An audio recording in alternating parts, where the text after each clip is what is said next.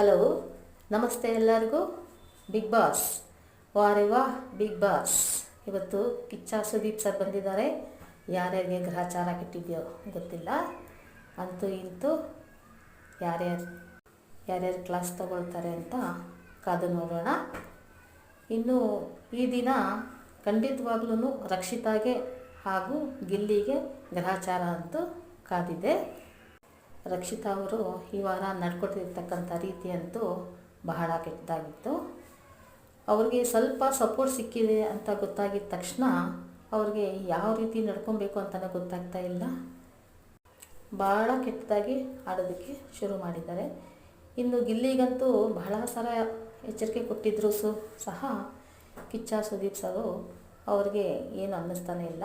ಹಾಸ್ಯ ಒಂದು ಎಲ್ಲೇ ಇರುತ್ತೆ, ಹಾಸ್ಯನ ಎಲ್ಲೇ ಮೀರಿ ಮಾಡಬಾರ್ದು ಅಂತ ಸುದೀಪ್ ಸರ್ ಅವರು ಎಚ್ಚರಿಕೆ ಕೊಟ್ಟಿದ್ದರು. ಆದರೂ ಕೂಡ ಗಿಲ್ಲಿಯವರು ಅದನ್ನು ತಿದ್ದುಕೊಂಡಿಲ್ಲ.